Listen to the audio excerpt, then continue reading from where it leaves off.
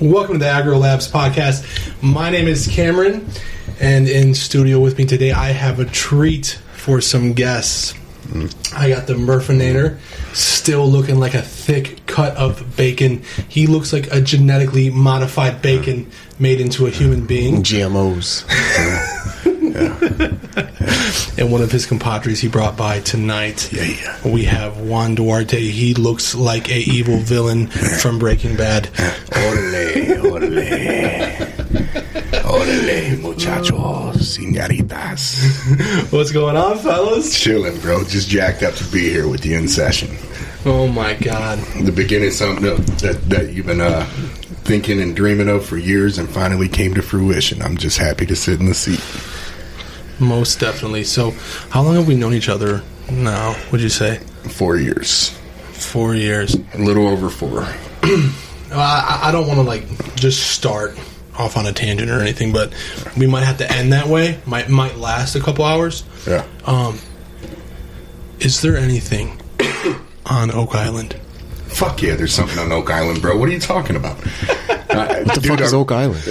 Whoa. Yeah, what the fuck is Oak Island? What the fuck is Oak Island? Immediately, I knew this was going to happen. I knew that he was going to come for my neck right away. Go personal. That's what he does every time. Mm-hmm. Sure. That's what he does. I'm going to start speaking about him in third person because he brought up Oak Island and his disbelief. What is Oak Island? Me and Murphy are asking valid questions. It sounds mysterious. Oh my god. What's on there? Dude, all right. Okay, hold on. What is it? Can I ask and you a what's serious question? Yeah, man, ask me you just did. That's a serious question. Is there a shadow of a doubt? Like 100% of your being, there's something Yes. in Oak Island? Yes. Okay. 100%.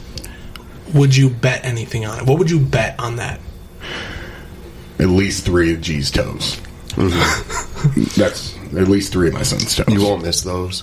No. He won't either. Yeah. Which toes? I'll sacrifice 4.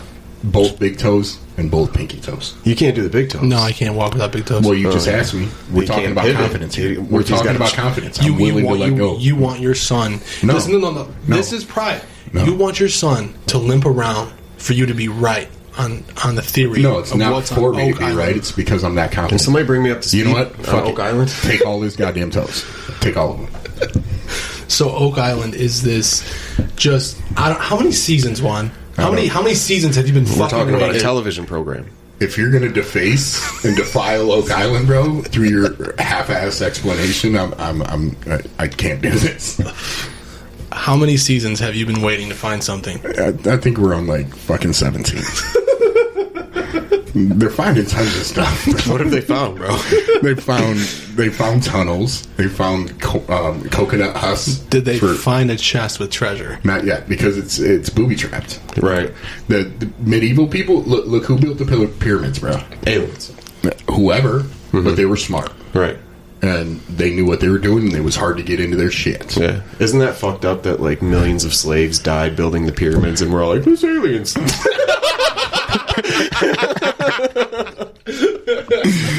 It wasn't fucking Hebrews, it was fucking aliens. The same shit's happening now, right? Well, literally, all of us are still working for the machine one way or another. Fuck, dude. Dude, I'll tell you what, I was driving on the way to work today, and you ever just look at someone like you're part of the Matrix? Every day. You know what I mean? You're driving by someone, you're like, dude, you have to be part of the Matrix. That's what it's been feeling like since I got this podcast.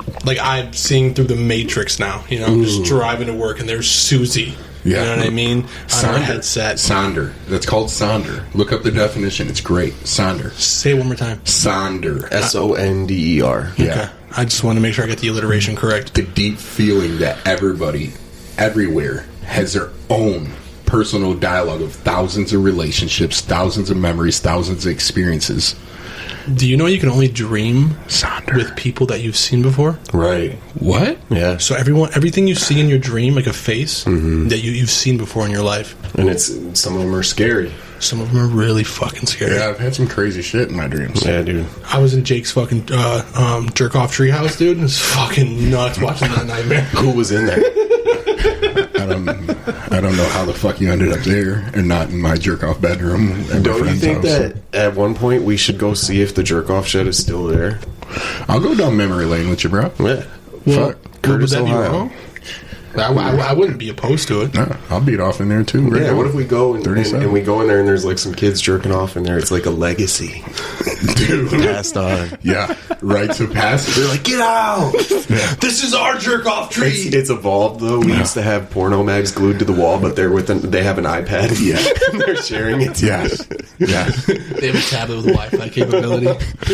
They're using Preston's hotspot.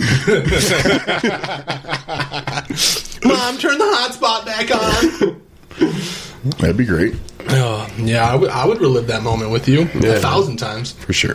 That would be a big moment for me to go and revisit that kind of thing. Yeah. Do you think you'd still be in first? No. I've learned that being in first is being last. I didn't know that. Ooh. Wisdom. The rabbit doesn't win the race. No, man. Tortoise does. Straight up every time, bro. It's Turtle. it's a slow climb to misery. Dude, something. Slow climb somewhere, bro. I'm taking Grateful turtle, for those lessons. Yeah. For those lessons. Well, this ginger beer is pretty fucking good, dude. Yeah, I'm glad that you really fucked up Oak Island for me. Okay, so upset about it. so Jake still doesn't know. I still have no idea. So Oak Island is this TV show where they film them trying to find buried treasure.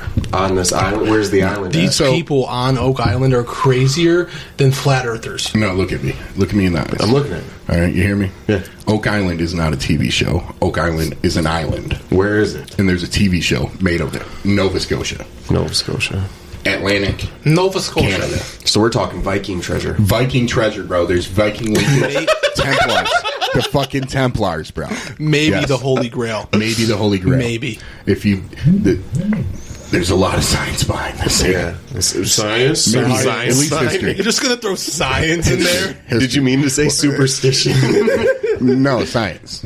Indiana Jones. It sounded more convincing. It sounded more convincing. People just throw the word study and science behind every one I of their put in opinions. so much research into this. Data supports it. You This gotta is not anecdotal. You got to look at the metadata. The Yes. metadata that's pulled from me and my friends says I'm right. The metrics on this theory, bro, are solid. Yeah. That's all I'm saying. That's all I'm saying. So I have been completely against Oak Island because I just like when someone. Okay, Jake, what's an example like when you hear someone come up with something so crazy, you're just like, dude, you're Pessimism. That's called pessimism. You're nuts. Give me an example, like on any An topic. example Yeah. that I've heard of? Yeah. Oh, man, I know a lot of Fuck, stupid, here we go. shit that people do. Here a lot we of go. stupid ideas. Okay. Top 5 for me is fucking Oak Island. Fucking can't stand you.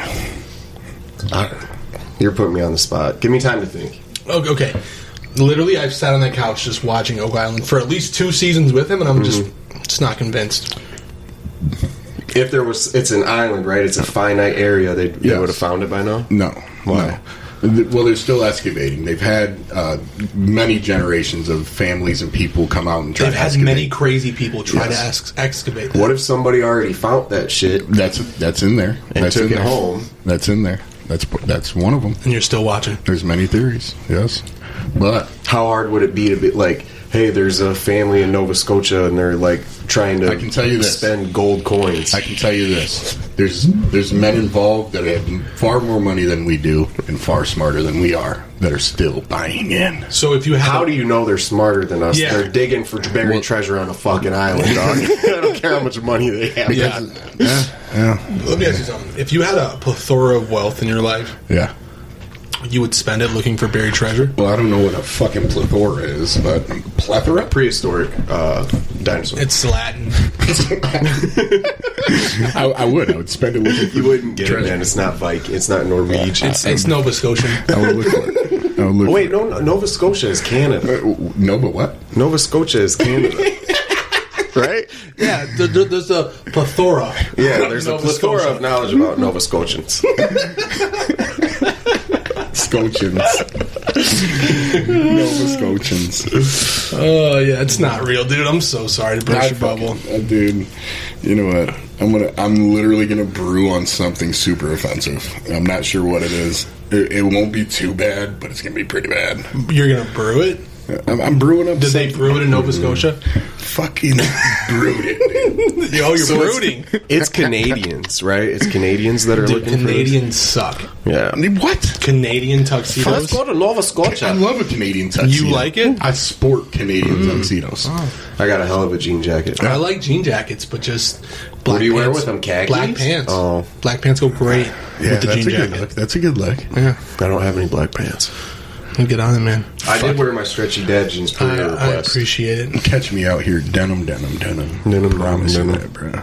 Promise you that. Jake has the biggest butt in this room, and I'm 100 pounds heavier than him. Yeah, he is a donkey. Yeah, Yeah. it was solid too. He is a donkey. Solid. Is it? Is it solid? Yeah, squat. How much you squatting? 1 rep max. You're looking at probably 600 pounds. Easy. No effort. No, I mean like a shit ton of effort. I can only do it one time. You ever poop while squatting? No, I'm actually afraid to go heavier than that because of my hemorrhoids. Yeah. I have bad internal hemorrhoids. Like my anus like prolapses every time I shit. I have to put my fingers and put my asshole back in every time. We're doing it again, aren't we, Jake? Yep, we got there. I do not. It doesn't take much. I'm trying to be empathetic. I'm trying to be like really empathetic right now and like empathize with Jake's fucking prolapsed anus. I have no empathy. I don't understand it. Why? It's not like it's my fault. I don't, it is you did something fucked up. It's from trying to poop when I was detoxing, No, dude. I probably- gave myself Yeah, a real bad that's what it was hemorrhoids. from. I think it happened in your jerk off shed. Yeah. It did not happen in the jerk off shed. Nothing. I don't even know what hemorrhoids really are. I've said it as a child. Like, oh, he's got hemorrhoids, but like it's. Well, there's internal and there's external hemorrhoids, and what they are is What's worse? the external ones are the ones that hurt. The internal ones are the ones that are just annoying as fuck. Can you get your anus removed?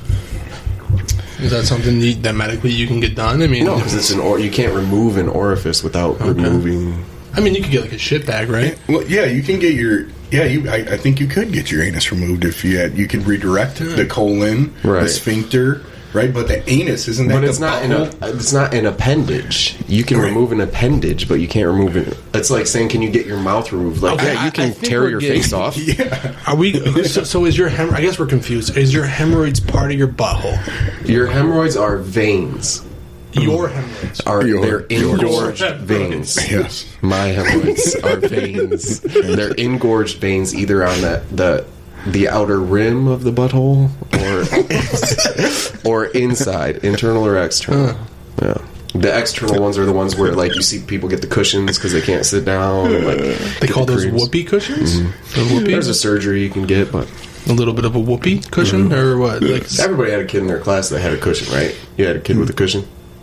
You didn't have a cushion? No. no, I don't remember. No, that. everybody didn't. That's that Jake, 05 you come side from shit, bro. yeah, you come from Genoa. You know Yeah, what I mean? a kid in my class had a cushion. Right. You took it with him everywhere. It was like a A kid in my class had a shit bag, but no cushion. oh wow. Yeah. Yeah. Well, I was just wondering. It was interesting. So Yeah. I was talking to you guys. I don't really know where my girlfriend's at right now, so I'm gonna try to be quiet. Okay. I'm getting engaged. What? Yeah, We dude. gotta be quiet about this, bro. Yeah, I'm getting engaged, dude. Did you get the ring? Yes. Oh my god. Yeah, it's happening. When are you gonna ask her? How are you gonna do it? The fucking Toledo Christmas lights at the zoo, dude. That's a good fucking place to get engaged. That was our first date a year ago. What? Oh my god. Yeah, dude. Yo, and to think, like, fuck, how long ago you were fucking dying? Yeah, dude. Shit was bad. You were in a car with some dude with the last name Silva. You know what I mean? Remember that, dude? Like parking garages and shit. Dude, Now I you was got a digging in wife. trash cans and I was happy about it. Yeah. I remember me and Brian Silva got into a huge fight, dude. He's such a fucking piece of shit, dude. I fucking love you, Brian, but you're still a piece of dog shit, dude. Yeah. It happens. We were living in his car and I was boosting, dude. Mm-hmm. I got a good lick, dude. $300 fucking dollars. Right at PacSun. Yeah. I'm like, Brian, all you have to do is just walk in with these clothes, dude, and we're gonna get $150. Okay? Get the gift card and let's get the fuck out of here. So he spits. He doesn't smoke, but he spits. And he spits in all these trash bags all around his car. Fuck. You spit in the car. And I'm like, dude, make sure you don't pick a fucking trash bag with your spit in it, dude. He walks out 15 minutes later. Nothing. Empty-handed with a bag full of fucking chew spit clothes. It sucks. It's fucking terrible. Drop dude. the ball, bro. Terrible, dude. You just dropped the rock, you know? Yeah. Some of those stories about you in that car with him, man, were fucking epic. He told me, I told him I was going to go to detox, and he was like, I'm not. I got ball cancer. What? It's not worth it. That's what he said, dude. It's not worth it. I wouldn't either. Right, dude, my nuts are gone. I'm fucking about to die. Fuck this. I'm going to just keep shooting dope. Yeah, dude. Man. He literally, I looked at him, I'm like, man, I think I'm going to go to detox. And he's like, have fun. And I'm like, you should come. And he's like, nah. I got ball cancer. Let me get one of those pouches. You know, that's a weird fucking place to be, though. Think about that, man. Think about that. Like everybody outside of him, you know, his mom, his dad, his family, you know what I mean? They're like, man, I just want to see my kid healthy.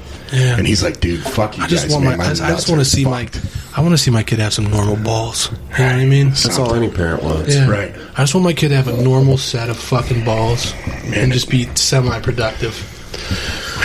That's the end of it. That's the end of life. If you don't have a functioning set of balls, either kill yourself, or if you've developed a taste for the heroin, do it till it kills you. Yeah. Mm-hmm. I had a taste for some balls one time, I remember. Did you? In Brian Silva's car? I was in Chuck E. Cheese's ball pen, and I was chewing on them bad boys. Yeah. I was like 8. Yeah, it reminds me when you lived in my apartment. Mm-hmm. Yeah, shit got weird. Well, fucking don't be secretive about it. Shit got weird, man. Cam, when he was living at my apartment with me, you know, he's fucking coming out of EFE, empowered for excellence, right? Just fucking you're so empowered. Just super empowered. He came over and he was living at my house, and I used to wake him up with I was eating all of his fucking Fritos, dude. Dude, his room smelled like fucking burnt Fritos. His feet stunk, and I'd wake him up, dude. He'd wake up with that just engorged, pissy ass fucking penis that just wants to get a hard on, you know. And I'd tickle that fucker to wake him up, and then I'd call him gay. I'd be like, "You're a fag." You liked it.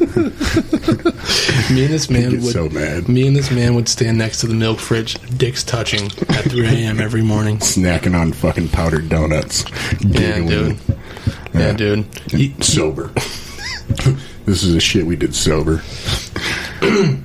I've actually woken up. It's such a cool dynamic to bring into your family. You know, my adult friend lives here now, and we're doing weird shit with our dicks. I've woken up, and Juan's not lying. He used to tickle my pickle a few mornings. When you say it sounds cute. But there was one morning in particular I remember. He just actually appeared, faggot, you fucking faggot. And I opened my eyes, and there's Juan with my full cock in his mouth. And then I looked up at him and said, "You're fucking gay. Look at your heart on, bro." You like this shit. Yeah, I felt a little guilty. Yeah, I felt a little ashamed. It's not gay on his end because he was just doing an experiment. He was trying to prove that I was gay. Yeah. That was the research and development stage of your gayness. Well, I am. There's another time I woke him up and I was naked and I was dancing on his bed. And then and he ran out of the room, and I laid on his bed naked, sprawled out like a fucking god. Just like fucking Zeus, and he runs in and dumps water on me. He wasn't spread out. He kind of like a little ball. He kind of like a tarantula. He was like a hairy tarantula. He was like skittering across the bed sheets. I can picture it now. You remember how gay Big Ben used to get over at Zeph? Ben Stein. Yeah. Real gay. Rest in heaven, bro. Rest in heaven. He would slap your ass, kiss you on your cheek, and send you on your way. Yeah. I remember my dad getting really pissed off because Ben commented on one of my Facebook posts and was like, "Hey, could I suck your dick with my asshole?"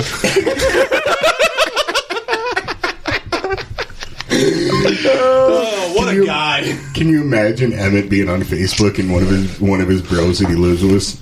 I'd be like, "What the fuck, dude?" Dude, but Ben used to like scare What would you new think? people. What would you think if you seen that comment on your son's MySpace page? I would react identically to the way my dad did. I would call my son a faggot. He called you and said that to you? No, he was just he was basically like, he thought that I was offended. He basically ran to my aid, and I was like, no, Dad, that's just how me and my friends talk. Equanimity. Well, we're a monomoose. Yeah. This is when you were fucking just like eating solid fucking foods like tuna and chicken and pumping weights all day long, thinking you were gonna stay sober. I ate nothing but tuna and peanut butter sandwiches for like 10 months. Dude, listen, I was down in the gym with Jake Murphy one time. Before he hung himself. No, this was after. I hung myself pretty fresh into this day. He was like 24 hours and he was trying to kill himself, dude. I'm not gonna. The shirt I really ripped. feel like we need a backstory for people to understand what's fucking happening here, you know? We've all struggled with heroines. Heroines, drugs, addicts. No, I've struggled with suicide. Depression, suicide, anxiety. Just fucking morbid thinking on Jake's end, and He's lucky to make it. He's lucky to make it. Yeah. The Cherry Street Bridge is very close to the east side.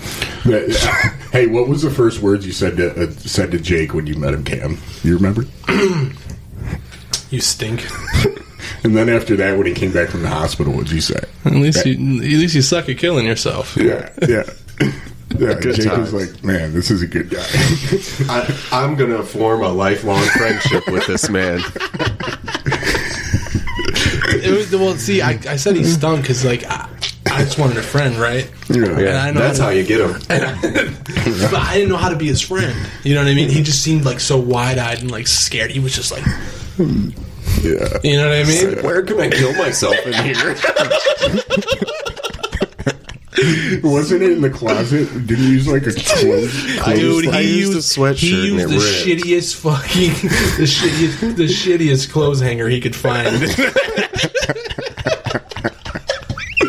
I was holding my ankles and like I was only so tall. So I'll never forget. We had to go to like this stupid house meeting, right? And I don't know who was fucking probably Gene Horst or someone was running it, and I see him just wide eyed, and I farted. And I like walked by him. And I was like, "Oh fuck, dude, you stink, dude." And he was just like, "No, I don't. I don't stink." I started sweating so bad. I remember that. Like I could feel my pores just leak. Yeah. It's a perfect Jake Murphy fucking response. No, I don't. And like I was laughing, so I thought he would just laugh along with me, but he was just in strict denial about stinking. And Well, because I was really suspicious that I might actually stink. Yeah. you didn't look stinky per se. You know, I wouldn't say you look stinky. You know what I mean? I mean, you were physically appeasing. Thank you. You know, Thank you were looking good for coming off a 3-year crack addiction. Dude, those fucking Rescue Crisis bagels got my weight up. Onion bagels, baby. No, dude, I mean, I've seen your Facebook post, bro, when you were super active with the shotgun, and you were still flexing, bro. You see me, like, coming off the streets into sobriety. I looked like I fucking got ran over by a train. I've seen Juan at least a dozen times homeless, and he just looks like every other homeless guy. Dude. There's really not a face. No, dude. You know what I mean? To it. It's just. Human form master splinter. Like, I just fucking was devoured. I looked like a mutant. Yes. It was bad. Yeah. I used to You look stay like up you sell smoking knives crack in all your night, trench and then I would put on garbage bags and go running so I that got I a could house like essential be oils. pure again. And smoke crack again. Repeat, rinse and repeat. So there was one time me and Jake were down in the gym at this place at rehab, and I'll never forget. You know, Jake's probably coming off of a cold stone 3 weeks of working out, right? Yeah. And he just looks at me and goes, "Take a picture of my squad." Right? And I just snapped a great picture of his glutes, right? Yeah. I immediately went and got high. Fucking classic. I immediately hightailed it the fuck out of there, dude. Yeah, I can't believe I was ever jealous of you guys living at fucking Zeph. I can't believe I was ever jealous of anyone, dude. But then again, I can't understand it because I was roaming the fucking neighborhoods like 3 weeks sober. Like, thought I was gonna die. It really does take a community to stay sober. Yeah. I would have stayed at Zeph for 2 years if it wasn't for Emmett. Yeah. Emmett's a Zeph baby, right? Yeah. He was conceived in the Collingwood Arts Center parking lot. Either that or Ashley's upstairs bathroom. Yeah. Shit went down at Ashley's, bro. Yeah, And dude. the Collingwood Arts Center. Yeah, dude. Ashley and Jordan's house, bro. Things got a lot in there.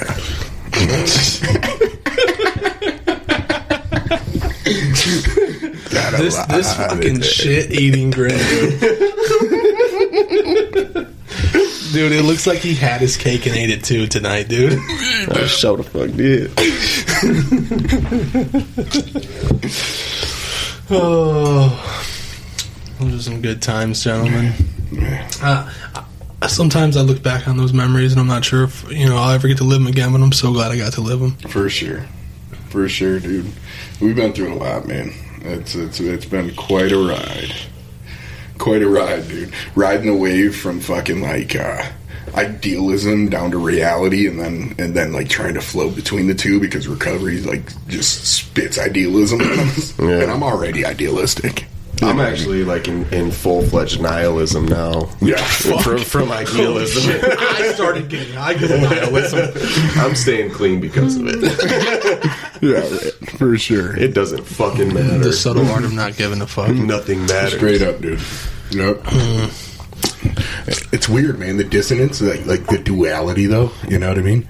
Like, some days I don't give a fuck. I'll get around you three and I definitely just don't fucking care. Yeah. You know what I mean? But give me the right set of circumstances and I'm just a fucking revolutionary like Che Guevara. Is that his name? Yeah. I mean, hey, dude, it's your world, dude. We're living in it, man. You know what I mean? J. Edgar Hoover. Che. I mean, in your world, Oak Island has treasure. True. So, yeah, Jake Chavarez or Jake Chavarez. I don't know. It doesnn't matter. It's a great world. Yeah. Yeah. Oh man! So I was thinking what you're saying about recovery and kind of where we came from, and dude, I have been enjoying my life during coronavirus. Me too. It has not been bad for me. Oh. It's been bad for other people, but not me. Yeah. So this podcast, actually, I'm gonna be honest. Some of the most terrible things that happened to me in the end have been the best. Yeah. Some lady, some 18-year-old blonde chick T-boned my brand new car 2 years ago. Yeah, you were pissed. Thanks for the $12,000. Yeah, it worked out. 2 years later. It worked out. If you need a good lawyer, get a hold of me. I do referrals. That's right. You get a kickback for that? Do I? Yeah. I can't talk about that on the air. He definitely doesn't. He definitely doesn't. 2020 has been like the best year of my life. Fuck. Truly. Jake told me he has slain some sleuths, dude. Last night, Jake said he has taken he has taken his sword and slayed dragons out there. I sure as fuck have. It's been a good year and a learning year. Yeah. Learned a lot of lessons through things like that. Oh, that's great, guys. My year's been fucking crazy. It sucked. Yeah, I know. But it's great now. The same thing, right? There's like no in Same between. thing. Everybody either had an awful time or a great time. Literally, I'm catching up with people because I just fell off the face of the earth, man. Like, just trying to sort shit out. And people are like, I'm like, yo, dude, this year fucking sucked. But now it's great. Like, now it makes sense again. Yeah. Do you think coronavirus will ever end? Or do you think this is going to be like Asia, third world country where we're just condemned to wearing masks for the rest of our lives? Do you think we're going to be condemned to chin diapers? Nihilism, Forever. bro. I just don't give a fuck. Yeah. It'll be alright. Man's got to know his limitations. Yeah. How do you know your limitations? Because I don't fucking know what to make of that situation. I don't know. It's just better suited to other people. I feel a lot better just not thinking about it. I agree. I did that for a long time. I would just, things I didn't want to think about, I would just push them to the wayside. And it worked out for me. I gave it the college try. Yeah. Yeah. I gave it the college try, and like I've never been to college. How was it when you got Rona, though?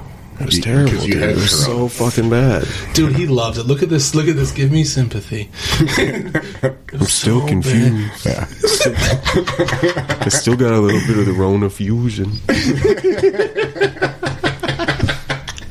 I was legitimately scared, dude. Was there ever a thought in your mind like the Rona's not real?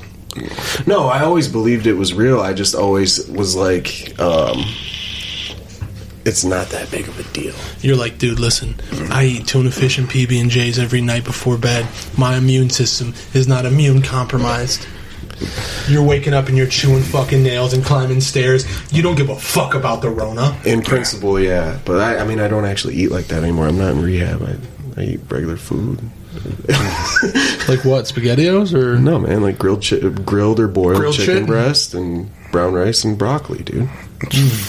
Sounds 3 times a day. sounds like some Greek yogurt. Fuck. Sounds like you're bodybuilding. Right? Sounds like you're in rehab, bro. It sounds like you're still eating the same way, dude. It's literally the racing way, bro. Don't ever say that again. Oh, you were asking earlier if I could think of an idea like as stupid as Oak Island. It's racing for recovery. Oh my God. Holy shit. Fuck. Thank you for reminding me. Wow, shots Fuck. fucking fired. Jeez. Wow.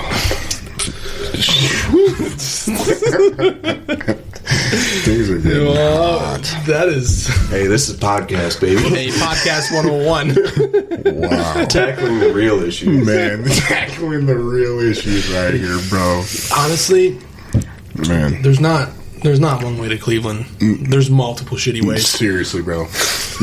There's a bunch of really long, drawn out, painful ways, and then there's like a good way. Yeah. There's like the one that's on the GPS, and then there's like the one that your car breaks down trying to go. You know, but what I do gotta say is we were really lucky when Zeph was around because there was long-term housing. You know, there's not many long-term programs out there right now for people. I don't know. There is. Now. Yeah, no. But at that time, no. Yeah, you're right. Yeah, no. But there is now. There is. Racing, you can stay there for 14 years. You know? 14? No, 2. It's roughly 2. It depends how much they like you. That's Right. that's older than my testicle hairs. Yeah. Very clear protocol there.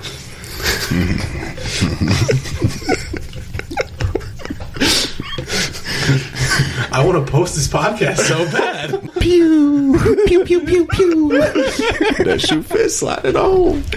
I love van slides. You own a pair of van slides? I own so many pairs. See, this is one thing that I get sensitive about. A lot of people think I'm like Crocs and nothing else. I got an extensive shoe collection, bro. You look like it. I have 3 pairs of Vans slip-ons. 1 year old. I've never worn them outside. I got a pair of Docs. I got 2 pairs of New Balance. I got 2 pairs of Chucks. When you're going to get the pussy, which set are you sliding on? Depends what kind of broad. Yeah. If she's got kids, I wear the New Balance. I want to look, Look presentable. I want to look stable. Right. It's more like, like if she's got like a head tattoo, I'm gonna wear the Vans. Yeah.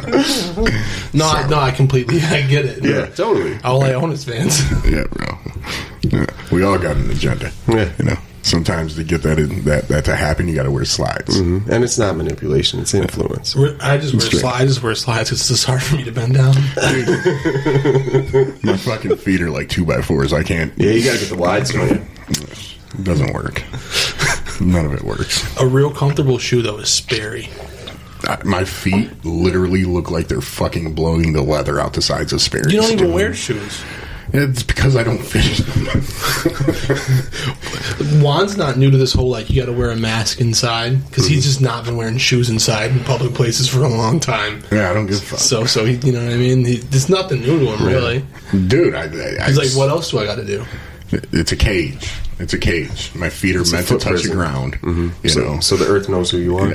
or I know the earth. One or the other. I just feel more connected. Yeah, It's supposed to be he that needs way. to feel the essential oils from the earth touching his bare Chocolate. Bare skin foot. Bare foot skin. It does it for me, man. It does it. It's his feet, there's no arch to them.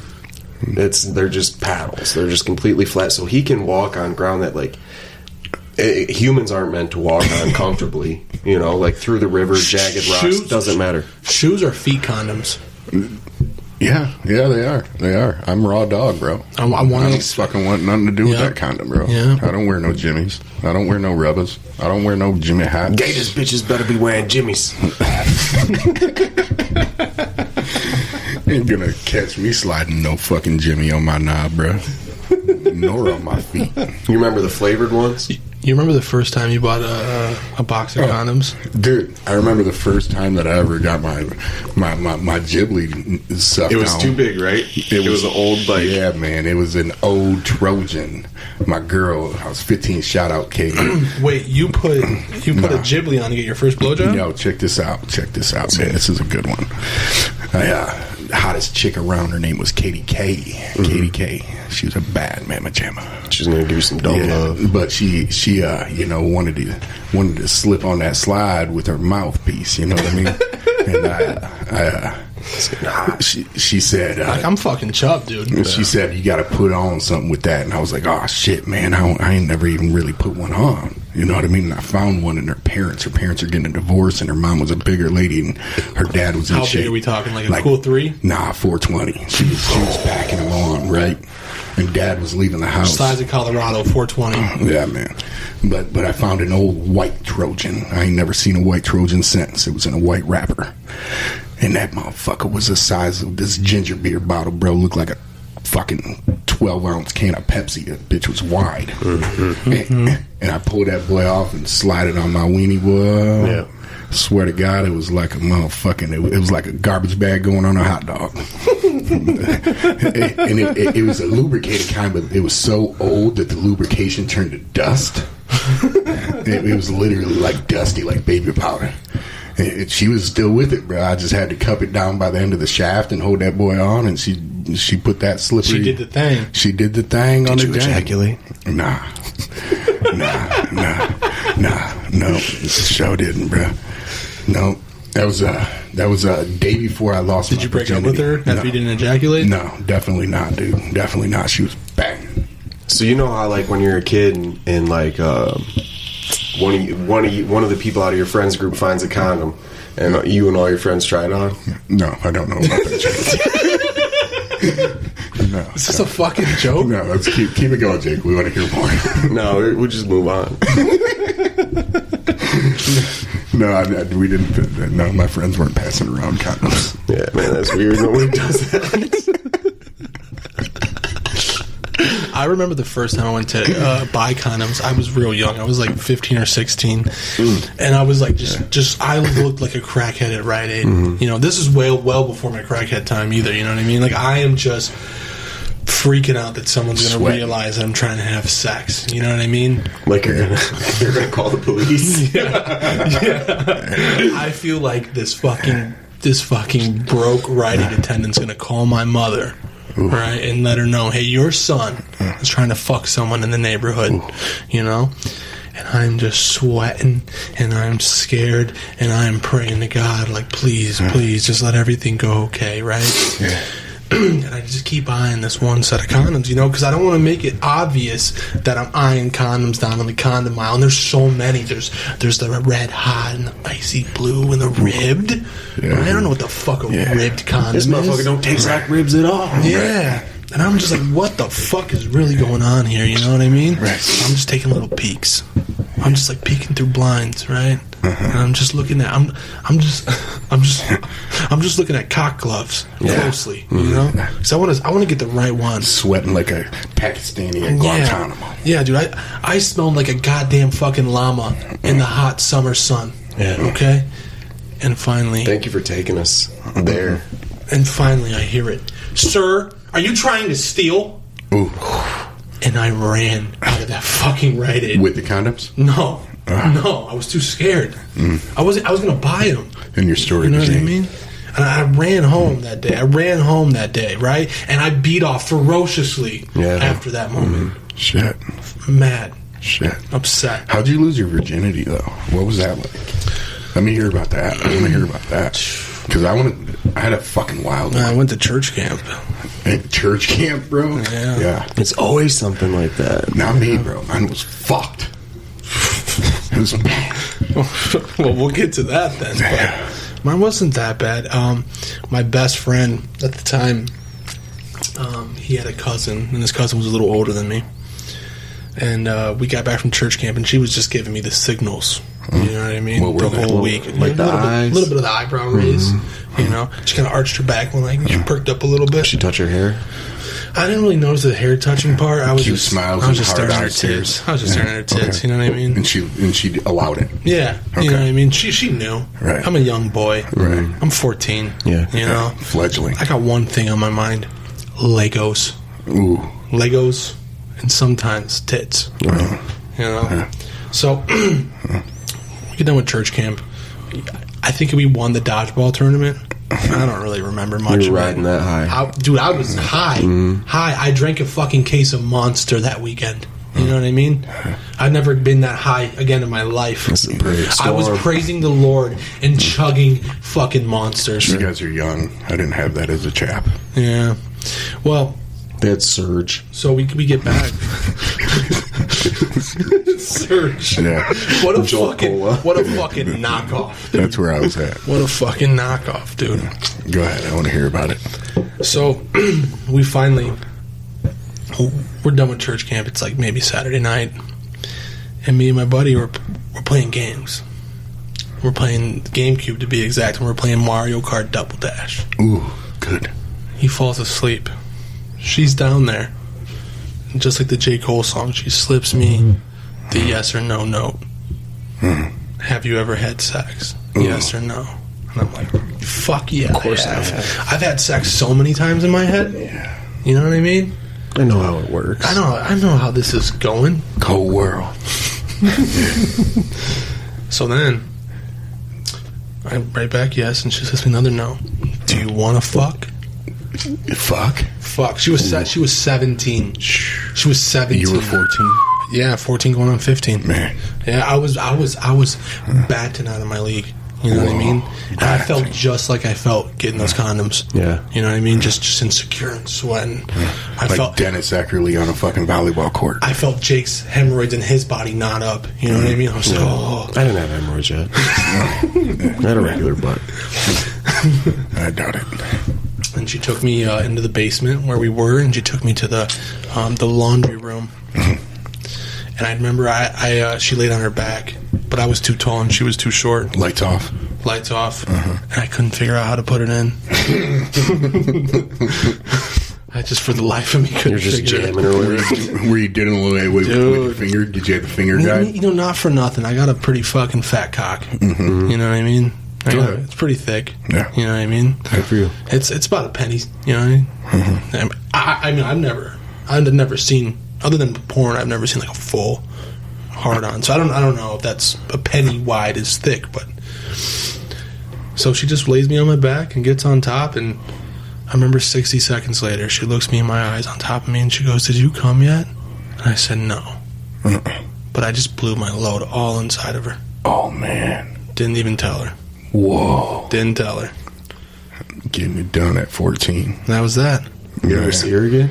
Did I ever see her again? Every day. I fucking know. I was terrified.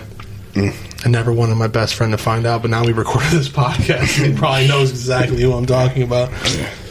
Yeah. Sometimes it goes like that, bro. Sometimes it goes like that. Man, I literally was blacked out. Yeah. Yeah, 14 too. At 14 years old, bro. That's a great age. Me Great too. age, I bro. was 14 too. Yeah, for me, it was just the beginning of like experimenting with drugs and alcohol. And okay. And her Katie K again. Katie K. Katie K. Man, dude. Did you guys used to go to Ohio State? Man, nah, she didn't do that, bro. She was a smooth hitter, bro. Had a tight little booty, bro. 14, you know what I mean? Were they still wearing bell bottoms back then? Oh yeah, man, the flare downs, boy, at Abercrombie. Yeah, the flare downs? Yeah, man, those flare down boys. But either way, man, So it was my first time getting high, like smoking weed, right? Her brothers, she had 2 older brothers, and they were about that life already. You know, junior, Like, seniors. hold on, back it up. About that life. About that smoking weed, getting crunk, drinking natties, natter days, every days, you know, types, fellas. My kind of guys. Yeah, man. And, you know, they was pressuring me, you know, trying to get me to climb down the slippery slope with them for about a month or two. And finally, one day I said, bet, you know what I mean? I ain't no bitch. And Hell no, you're not no fucking bitch. I ain't no bitch about that life, you know what I mean? And I ended up in the bedroom with them, in their room with the black lights, you know, with the shrooms glowing and fucking Jimi Hendrix tapestry and shit. Yeah. And they had a 4-foot bong, bro. That's where we all smoked weed. Yeah. Yeah, we've all been in that time, space dimension. You guys hear me right now, Yeah. then? Yeah. I'm there. Right. 2 ounces later off of a 4-footer, bruh. You know what I mean? 2 ounces? 2 I ounces. was trying to keep your composure in there. I was fucking gone. There was no composure. His bro. fucking eyes were peeled back. There was no self. There was no I. There was just we. That's it. You know what I mean? And my body wasn't even a thing anymore, bro. Your beliefs were delusions. Man, I was just, yes, I'm going. And she Epiphany came in and after she, epiphany. every one of them, bro. And she came in, she opened the door, and she said, hey, babe, come on. It's time. It's time. She went and got one of those white rapper daddies, those dried up Trojan boys, and we went on a waterbed. Her sister Amy's waterbed, bruh.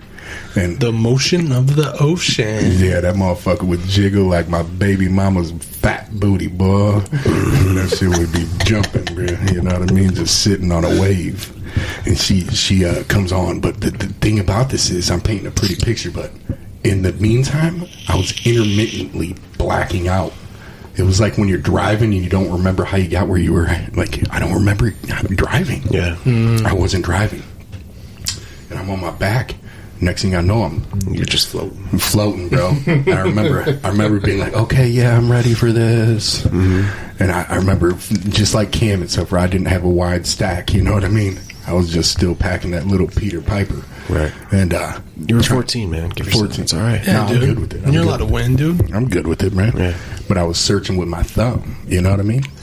Right? You guys hip to me? You know, grab the shaft, take a picture, gentlemen. Yeah. You know, man, got the shaft, and she's early on. I'm using that thumb as a guiding missile, bro, like I'm a jet fighter. And I plug in that hole with that thumb, and I'm like, bet, there it is. And then I don't remember anything else. I wake up, and she said that was great. Oh, good. Good. That's good. That's a lie. She didn't say that. No, she didn't say it. She was gone. She just left you in Oh, there. That's how it happened, bro. All right, fuck, dude. Did you ever see her again? Yeah, I lived there. I'm pretty sure she left the bedroom and started fucking my best friend Blake. That's awesome. That's heavy. Yeah, it's fucking crazy. Fuck, dude. Do I have to say mine now? No, you don't have to, man. I want to. I mean, if you want to, this is a safe place for you to share whatever you need to share right now. Safe like the DARE program, bro. Listen, the only one we're going to tell is the World Wide Web. Okay, fair enough. That's it. I won't say her last name. I had, when I was 14, I was a freshman in high school. I had a girlfriend named Ashley. She was a senior in high school. 17, damn near 18. I was dating above my grade and above my class. You were getting in the pecking order. You know what I mean? What had happened was Climbing the social ladder. East Los Angeles meets Malibu. right. Malibu's most wanted. I had a lot of appeal at this time. As a 14-year-old, I started to come into my own. I was hanging out with juniors and seniors, drinking the Busch Lights, playing the footballs. You were fucking slamming Miller High Lifes, dude. They were like, basically, like, if there's a cool freshman, it's Murph. We'll bring him along. Yeah. So this girl, like, she's not the coolest senior girl, but she's in the cool group. So, Yeah. like, she wants to date a cool guy, and she can't get a cool senior, but she can get the cool freshman.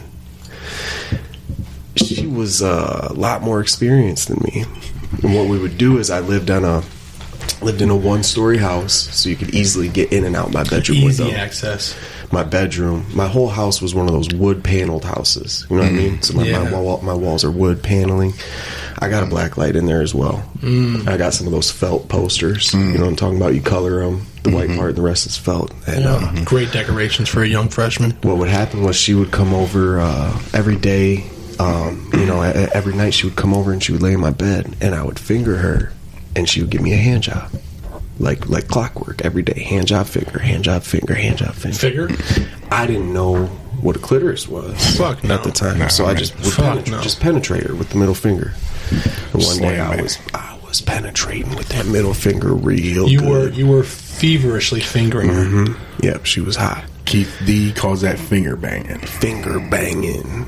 And she was doing a good job with the strokies. I was close. Strokies. I'm hearing you. And she rolls over to me and she says, "You can put it in." Ooh, every boy wishing on a star. I said, "Shit, Jake almost came right there. I can put it in there. I can put it where my fingers at." So I rolled over on top of her. You know, I like missionary. I like to run my fingers through the hair. I like to smell it until her eyes like an ocean, and her eyes were like an ocean. I get in. I'm not exaggerating when I tell you the hardest 3 thrusts she's ever experienced in her. She ain't never been pumped that hard 3 times in her life ever again. And I just came so hard, like my dick turned inside out. I came so hard. And I said, like one of them little alien babies. I said, "I'm sorry." And I just laid my head down on her titties, and she patted my head, and she asked me if I had any money. And I said, "Well, for what?" She said, "I gotta get a Plan B pill." I said, "Bitch, what's a Plan B pill?" She said, "I take it. It kills the jizz that you just put into me that could potentially be a baby." How many jizz have you killed? How many jizz have I killed? How many little Murphs did you slaughter? I've paid for probably 5-6 Plan B pills myself. I'm running a cool fucking like 90 of them bitches. Yeah, her personally took like she took 3 of them when we were together. Can you imagine if the Plan B factory shut down? Man, bro. The manufacturer for Plan B shut its doors. Yo, I pulled shit real player, bro. I'd get a chick, man, and she'd have to leave the next day, and I'd pack her a whole meal full of vitamins, bro, yellow jackets, whatever it might be, you know what I mean? I'd just slide a Plan B up in that toaster. You are a dirty motherfucker. Yeah. You had Plan Bs on deck? Man, just like that? A prescription bottle of Plan Bs. Just had them boys, bro. Said you need these vitamin Ds for that seasonal depression. Take this, and it was a Plan B. I should be making them sick, bro. And then for the semen. Getting a period. Right then and there. Got them Plan Bs for them semen depression. That's one of the best inventions. Man. Who invented Plan B? I'd like to meet him. Yeah. I'm guessing it's got to be a man. I'm guessing he's a man. Yeah, that's what I was going to say. Broad didn't invent that. I don't know, man. I don't know, bro. I don't know. That ain't. I don't know. They might be saying that they ain't about that, but they about that. They about that life there. Yeah. They be telling you to do it. No. Yeah. What was her name? Ashley. Ashley, yeah. I got to have sex with her later on in life. We dated for a long time. I slowly progressed my skills. Later on, like in my mid-20s or so, she's heavily addicted to Xanax and an alcoholic. And she has fake tits. So she was texting me saying like, yo, because she used to have small titties, she's like, I got fake boobs. Do you want to see them? I'm like, yeah, come over. I want to see them. And what had happened was she had like some good ones. She had some good ones. But I don't know if they were like top dollar. Because the left one had like wrinkles and like 2-3 inches of old titty on the bottom. It was like B cup, triple D, B cup. Yeah. It was like kind of like 3 of them, but it was still cool. It was still cool. I fucked her again. I don't know if she remembers, but it was way better than when I was 14. Oh, man. I don't know, man. I hope I never lose a young buck in me, man. Yeah. You know, I hope you don't either. Hope I never lose it. I'm too young for Joe Biden and too old for Donald Trump. You know what I mean? Yeah. Think about it. Yeah. Think about it. You are. That's for sure. I'm too young for Joe Biden and I'm too old for Donald Trump. You know? Man, fucking Pizzagate motherfuckers, man. That's true.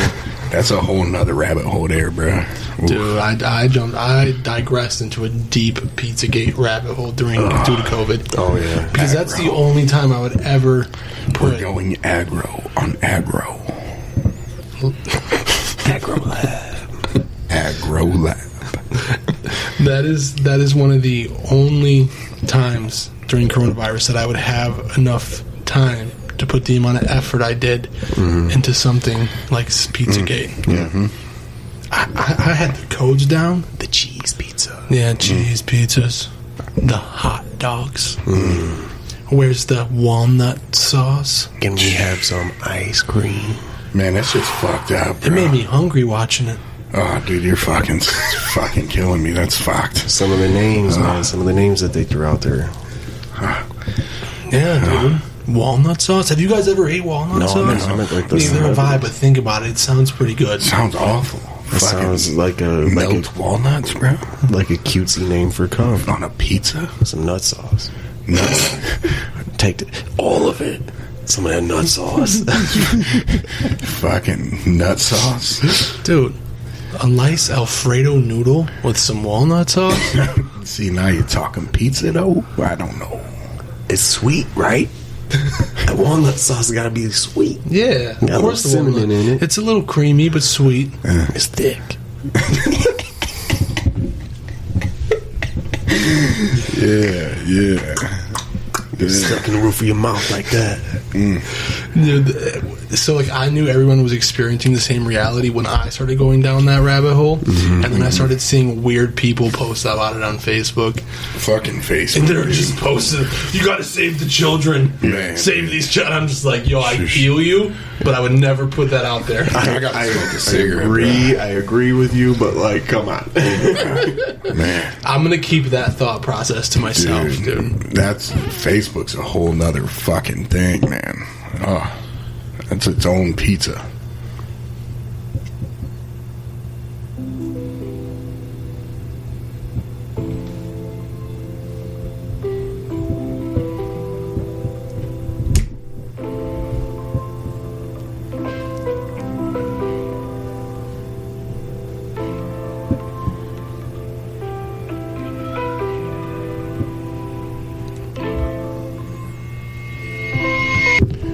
I'd like for just us to go.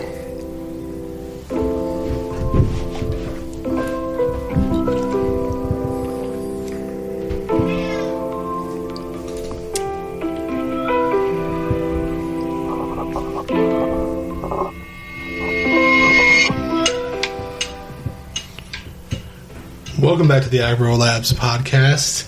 We got a little bit of an intermission. We got some espresso drinks. Twacked. We were chopping it up a little bit. So what were you guys talking about before we hop back on? Oh, dude, we were talking about my son's therapy and experiences with one of my mentors and my therapist too. My son, hypnotherapy with my son. I have never done hypnotherapy. I've seen a therapist, but I've never had hypnotherapy done on me. No, dude, that for me it was super transformative, and for my son, it's been highly successful in regards to him dealing with and coping with some of the things that he has going on. So when you say hypnotherapy, like, I mean, how do they hypnotize you?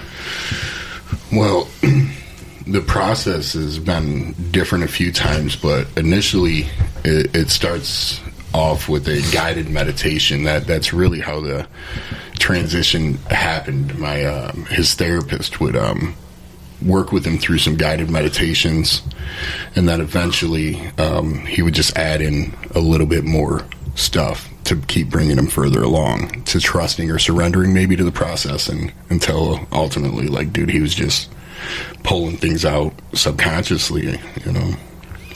Guided meditations always, if done the right way, have helped me so much in a clinical setting. Me too, dude. Me too. Like, if I go in with like a guided meditation and I feel it, and I can portray that onto them, and they can receive that, that group is just 100 times better. We blow down on some serious guided meditations. Dude. Yeah, all three of us run a fire group. We definitely do. Yeah. We all have different strengths. Uh-huh. Yeah, dude. That is the truth. I haven't been able to do that in so long. It gets tiring after a while. It does. Yeah. I've been working from home for so long, and like the groups, it's just different. It's just different where I work. It's not the way it was. The first time I went onto a Zoom meeting, right when COVID hit, first time, fucking little 12-year-old boy starts posting like fucking dick pictures. Yeah. And the Zoom meeting, and I'm just like, this is so dumb. Oh, man. That was the last Zoom meeting I ever went to. Yeah, Some people have gotten sober though on Zoom. Congrats. A lot, like a big number of people. Yeah, It's that's really wild. cool. I go to meetings and I don't know, they kind of don't even feel the same anymore. Yeah, definitely not. The progression of the individual, of me as an individual, you know, my reliance through COVID or other things, circumstances, like, walked me towards, like, faith that works, you know? So the dynamic of early recovery and this social, like, dynamic, you know, is, like, now it's like a hindrance to my energy. You can't even, you can't even say the Lord's Prayer and hold people's hands anymore. Yeah. You know what I mean? Yeah. It just the vibe is off. Yeah, and I think that we're fortunate, all of us, because we have a sure. community, like, in or outside. Like, the fabric of a meeting is just a regular part of my life anyway. Yeah. Yep. I go to I went like 3.5 months without being in a meeting after March. And I just, like, that faith that you talked about, that's what really propelled me on and, like, carried me on. Like, hey, I'm trying to do something greater than myself. Like, life is greater than me. I'm just going to try to live it the best of my ability. Yeah, man. Try to be a better person. Right. At some point, like, for me, like, hearing that, it's like, what am I putting my energy towards, you know? Yeah. Yep. Time, energy. Time, bro. Energy. Valuable stuff, bro. Yeah, the man. most valuable stuff. You're never going to get time back, gentlemen. I swear. And we're just wasting it if we're not using it. But sometimes it's just so good not to do anything. Rest. Sometimes, like, I designate time where it's like, I'm not doing anything. Like, I took a week off work, and they're like, what are you going to do? I'm like, nothing. Yeah. That is the point. I'm going to do nothing. My favorite thing to do is nothing. Yeah. Guess what I've done for 8 months? Nothing. Nothing. Nothing. But a ton. Yeah. I literally, I mean, you've seen just adventure. I've been out here just exploring what it means for me to be a human. I stepped away from the spiritual idealism into the soulful desire within me, you know? Like the recovery spiritual idealism, like it's progress, not perfection, but kind of it's perfection, not progress, you know? Yeah. And now I'm like, man, I really learned that place, you know, but what about me? What about me? Dude, so that's What about my human? That's what I found during COVID, right? It was really about, I got to find out who I was. You know, I got to find out what I liked. I got to find out what gave me pleasure. Instead of going to a meeting and trying to live up to ideologies or standards, I got to figure out, like, okay, if we remove drugs and alcohol, right, what do I like? Or dislike. Yeah, or dislike, you know what I mean? And I got to do a lot of self-searching, and I got to, like, dude, I was, like, fucking painting. I mean, like a fucking... I forget what I called it, a motivation board. Vision board. Yeah, vision board. They're the best. I made a vision board during COVID. Yeah, me I too. started cooking. Yeah. I'm not talking about no fucking Hot Pockets, Laying fellas. down. Or like pizza rolls. I'm making goddamn Betty Crocker crock-pot recipes. Yeah. You know what I Good mean? stuff. I'm cooking up the recipe on the back of the pastaroni better than they gave me instructions on how to do it. Doing the second recipe. I'm the not hard using one. oil. I'm not using butter. I'm using oil. Olive oil. Olive fucking oil. For sure, dude. It definitely taught me how to. I have an analogy for me. Like I'm walking. I got a big stick because I'm fucking Juan, right? You got a big stick. I got a big stick. But now I know. that I have a big stick and I know how to use it. I know when to use it. You when can not to be use blind and have a big stick, but still be okay. it. Facts. Yeah. Facts. You can see darkness, nothing but darkness. Right. But if you got a big stick, Right. you're walking free. And a pair of fucking strong-soled shoes to click off of. You know, dude, blind dude walking You through don't need no doorways. feet condoms. Nah, bruh. A dog. You could have a dog. Dog. Yeah. Yeah. Dog will sniff his way A for you. big stick and a bitch. You know what I mean? Ooh. This is my seeing eye bitch.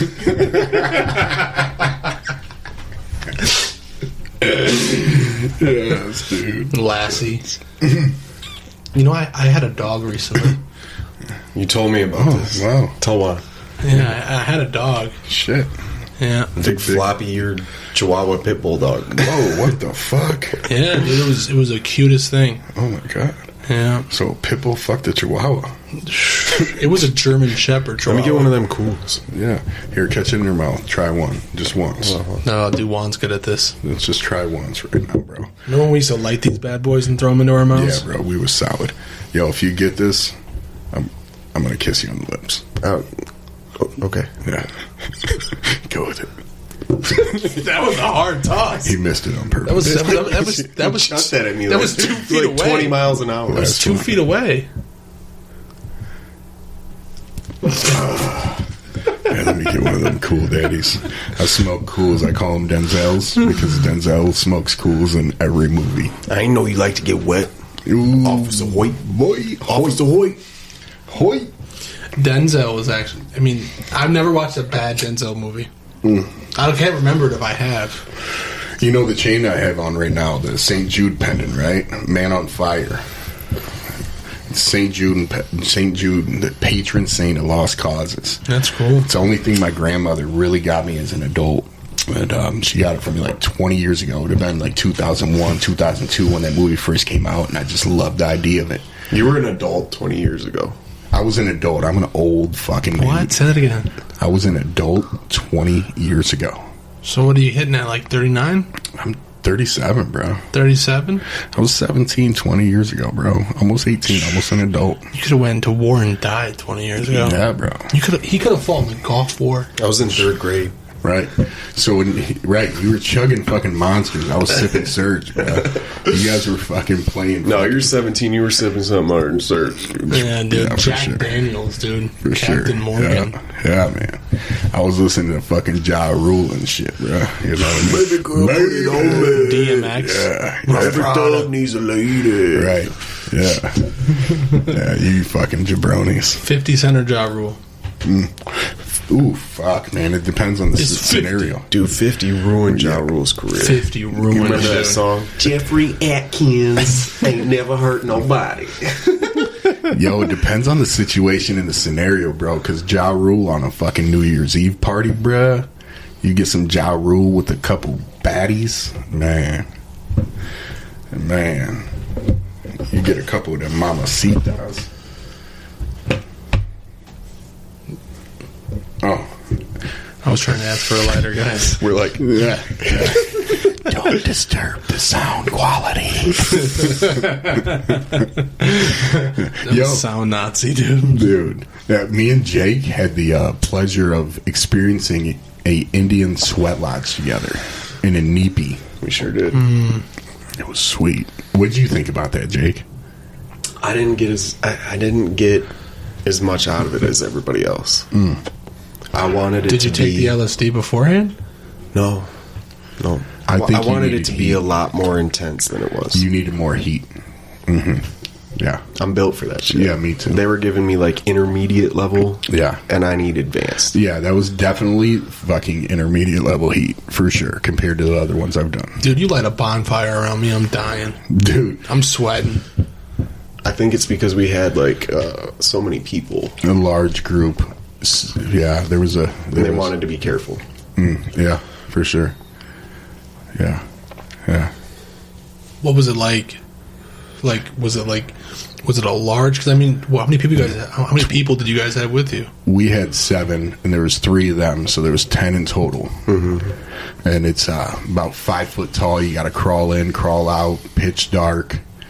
I would say it was ranging about 105 in there, maybe 110, probably about 110. I'd say. I loved ritual, and I loved how ritualistic it was from like, you know, even walking the path with the stones from past sweats, and then crawling in and crawling out like the womb. Loved all that stuff, but I wanted a fucking hardcore experience. You wanted the rock I was telling you about, right? When you got to eat the dirt. Yeah, that's what I was looking for. Yeah, there was times where dude, there's times I've been in sweats, bro. It's been so hot that the only relief you can find is the cold dirt and putting it on your nose or in your mouth, like just the cold. Yeah, bro, it's intense, man. Would you say that at certain times you were pushed to like your furthest limits? Yeah. There's panic starts to weigh down, and if like for him, the guy who facilitates, brilliant man, he suggests, you know, he says if you're only in your body, then you're gonna run.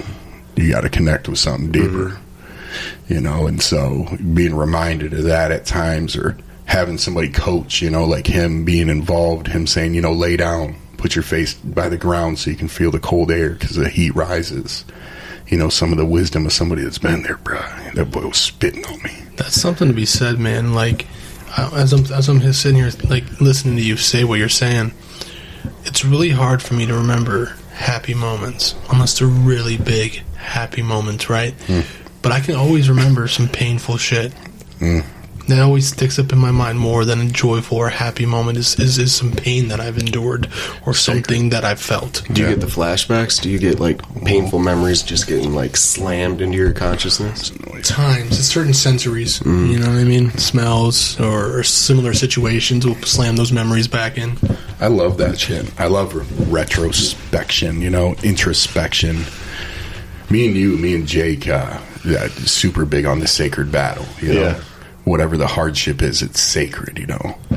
I can always count on him for good versus evil, that type of shit. I think it's all good. You know, it might not feel good, but down in the bottom, like being in recovery, it's like, yo, at the end of this, I know something's good's coming out of it now. In the past, it was good versus evil, but I don't know, man.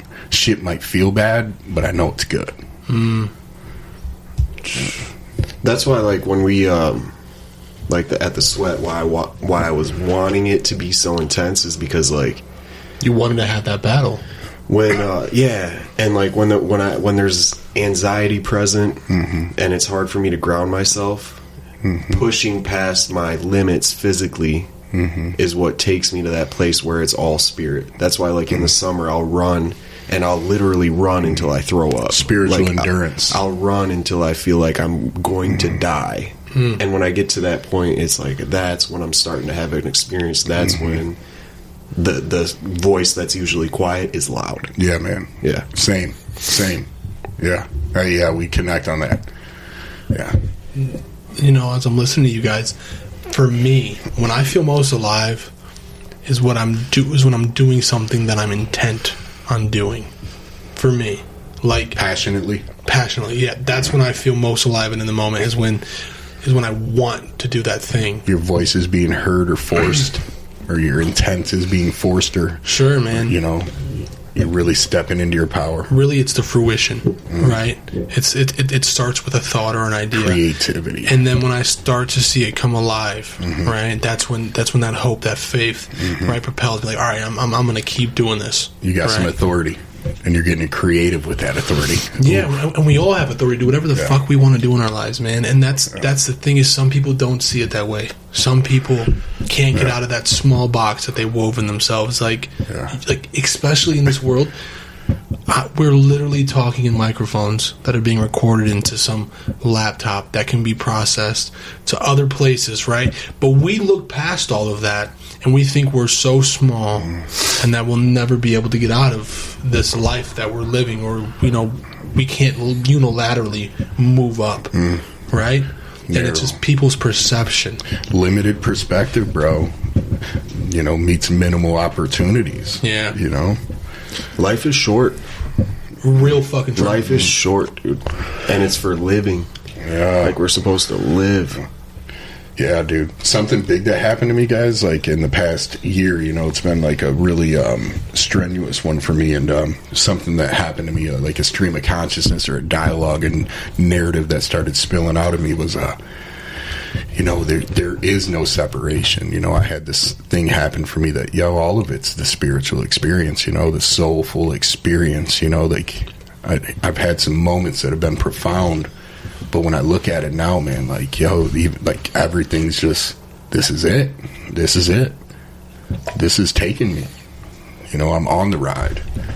You can get off the ride whenever you want. Yeah. If you don't like the ride you're on, get the fuck off the train. Straight up. You know what I mean? Yeah. If there's ever a moment, like, I'm not going to say any names, but there's just certain people I come into contact in my life, and they're just like, I fucking hate my job. I hate this. Yeah. No one likes to work. Think about it. Like, no one's ever like, God, dude, I'm so, like, sure, there's some people, right? But, like, work is work, right? Especially if you're not doing something you like. And if you don't like what you're doing, you can change it. It's just about putting forth the effort to change it. Dude, me and Jake, we've talked about meeting conditions, It was really important for me for a long period of time to understand that I could meet whatever condition emotionally, mentally came my way. I had to be kind because I was sick of being dominated, by like my negative perception. Like I met things with like the perspective of love and tolerance because I didn't know how to not fold for most of my life, and now it's like, nah, fuck that. I'm off the train. You know what I mean? You stepped over my limits. You crossed my boundaries. Or just in general, I don't fucking like this, and I don't like you. Yeah. I can love you and not like you. Yeah. I can care about your well-being and say, I don't want to fucking be around you.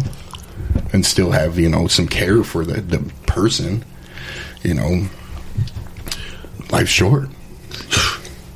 Listen, a negative attitude will kill you. I'm sure of it. Having a negative attitude, whether you're like us, suffering from mental health or substance use issues, or just a regular person, will kill you. Yeah. You know what I mean? I could get fired from my job today and go work at UPS. I would not like it. But if I maintain a positive attitude, I can guarantee good things will come out of it. For sure. That's what we were kind of just speaking about, right? Like, the shit sucks, but I know something good's coming from here. Faith. Faith, man. Dude, the best things, like I think you said pretty much this exact same thing earlier. Some of the worst experiences that I've had have always given birth to amazing milestones and changes in paradigm shifts in my life. Like when I said 2020 was the best year of my life, it's because big fucking things happened to me in 2020 that came from me being homeless, living in my car, and then transitioning from that to like sleeping on the floor at my mom's house. And then within like no time at all, I got my own place. I got this new job, which again, it's work. I don't love it, but it's a job. I got shared custody of my son. All this shit happened. And it was like a few months ago, I was like at rock bottom. You know what I mean?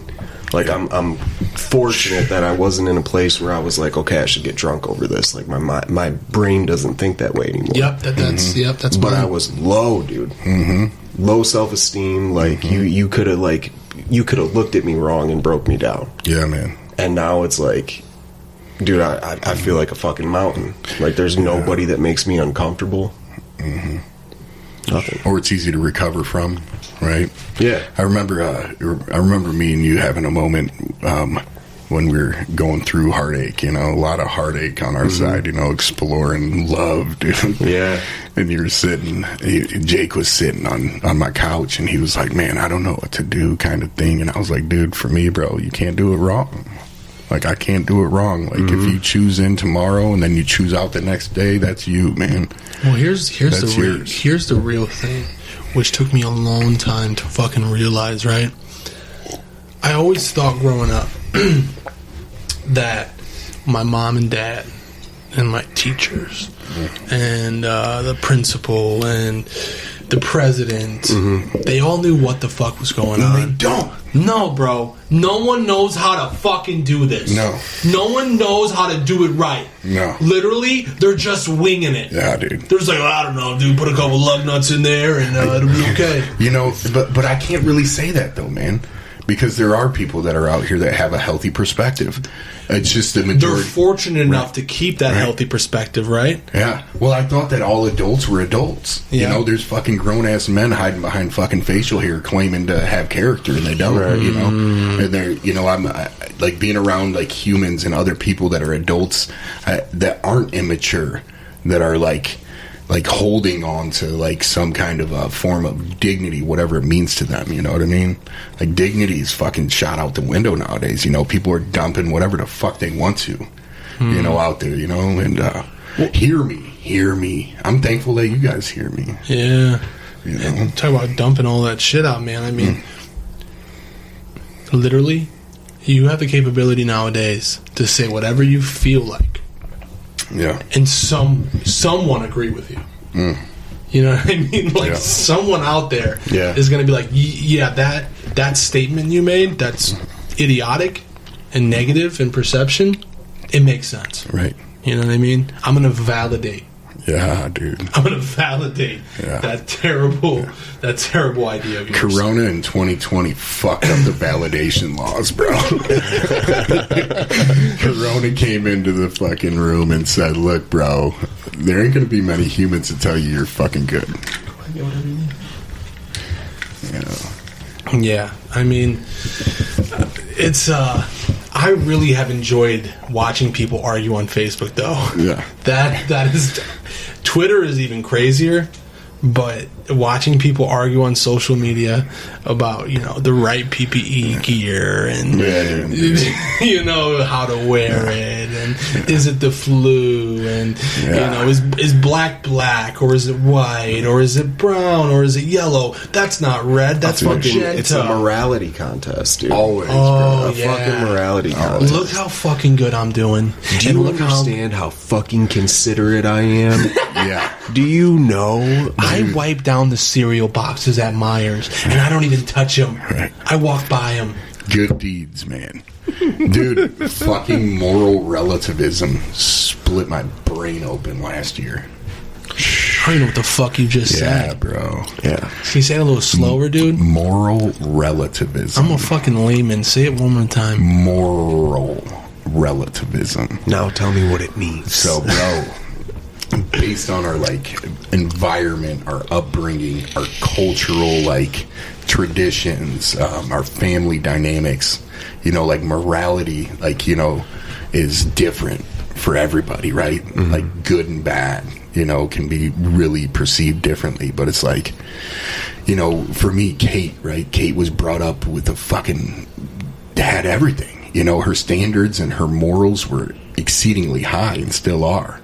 You know, and mine, you know, are a product of my environment. And, you know, I had to be okay with less, you know, and learn how to be okay there and grateful, truly grateful. I didn't have to learn. That's all I knew.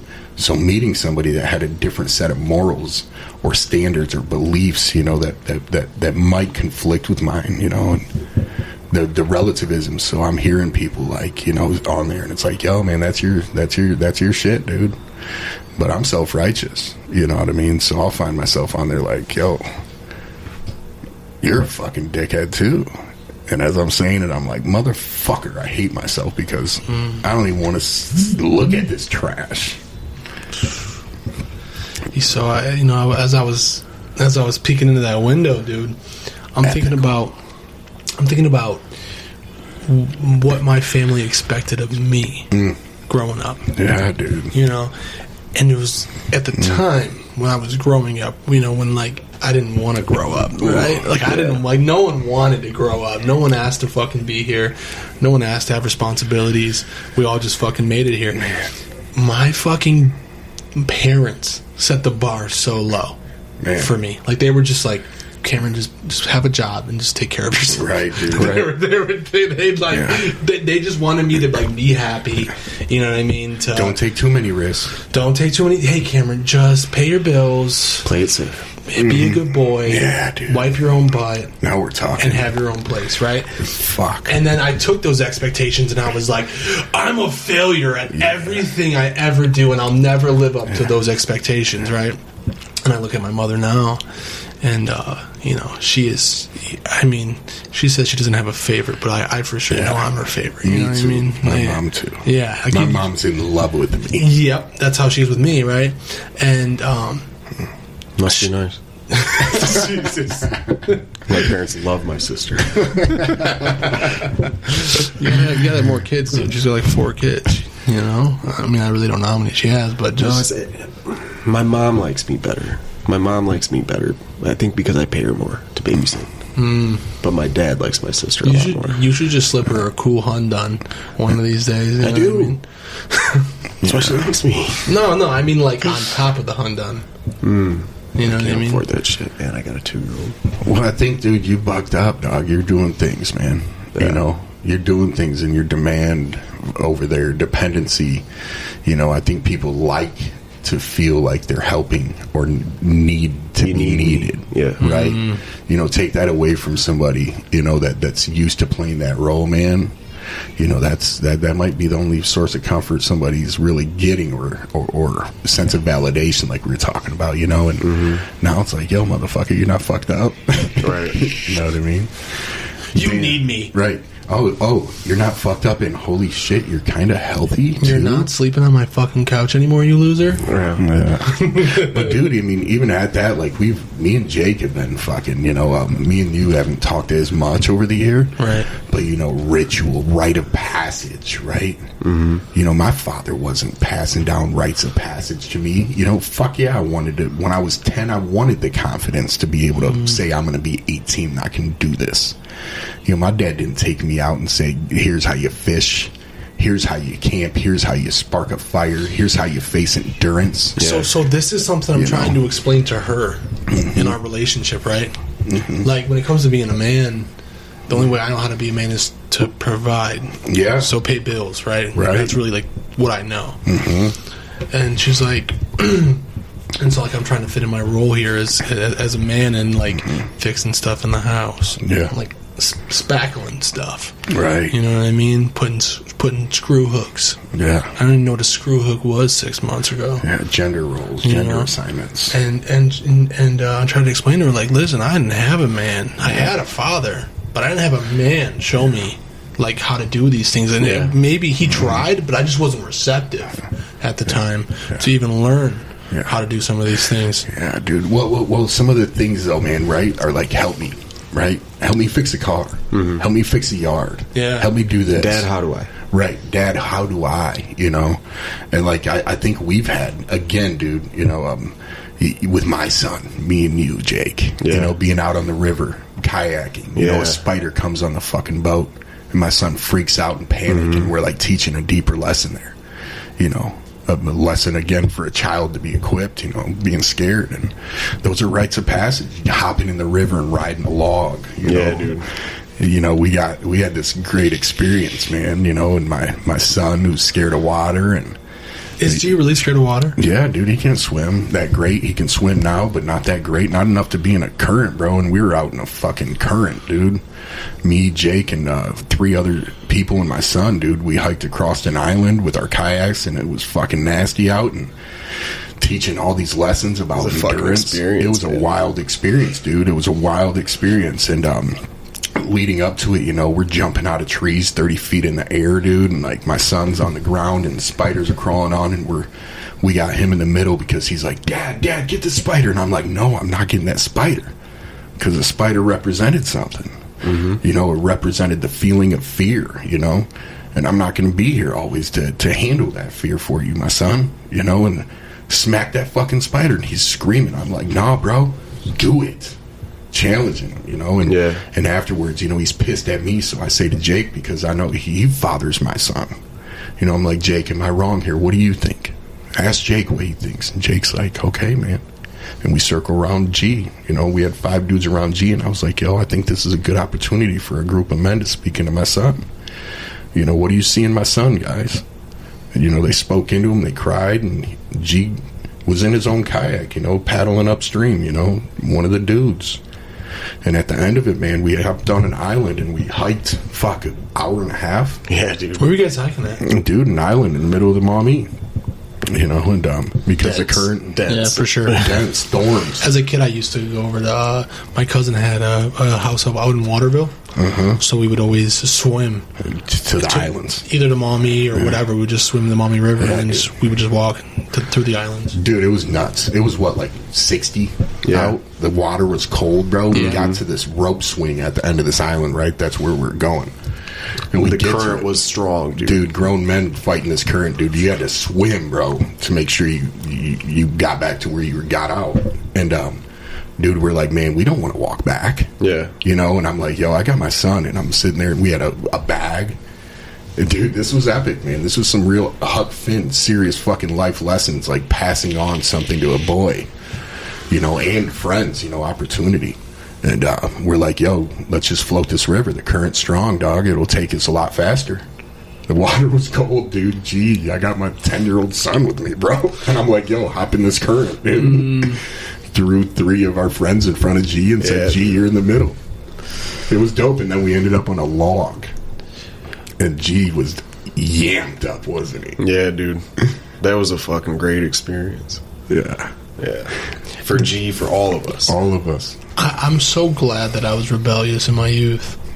You know what I mean? I can't imagine living like... I'm settled down now, but only because I've experienced so much in such a short amount of time in my lifespan. So, like, you guys know where Levis Commons is? Yeah. Okay, so before Levis Commons was even there, they have like a bunch of fancy ass hotels out there now, right? So in Levis Commons, when they were building those hotels, and it was just a pile of dirt and a couple of tall buildings in Perrysburg, me and my cousin literally broke into a shell of a hotel building and climbed to the top of the roof. And I was like 14. You know what I mean? Those are the memories I look back on, like, you know what I mean? I accomplished something. Yeah, but what is it? Rebellion? Let's go deeper though. Is it risk, adventure? It was the adventure behind it, but I had to be rebellious to do it because I was breaking and entering. Yeah. You know what I mean? Like, I was literally breaking the law doing it, and it wasn't like I was fucking murdering or assaulting somebody or committing a violent act. Yeah, but going against the grain. But in the eyes of society, it was still breaking the law. So I was being rebellious, right? My mother didn't want me to do that. My mother didn't want me to go climb on a hotel, but I wanted to climb that fucking hotel, dude. Dude, I'm pushing G every step of the way. Look at some titties, bro. Yeah. You know, go for the walk, dog. Get lost. Yeah. You know what I mean? Walks. Have it, man.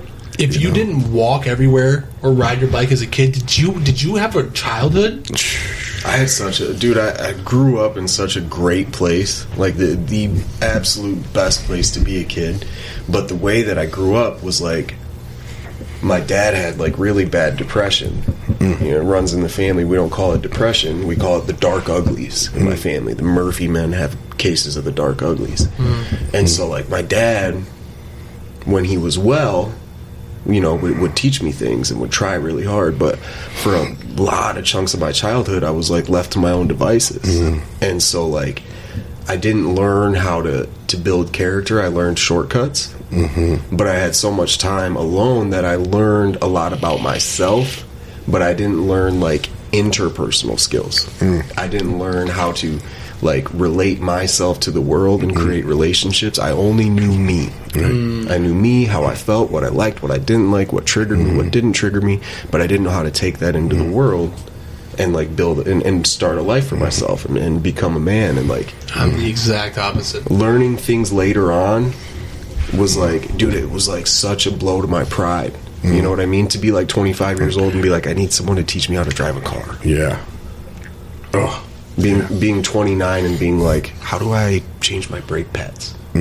But like all those things, like those lessons, those rites of passage that I didn't learn, I said, fuck it, and I learned how to do those things on my own. You know?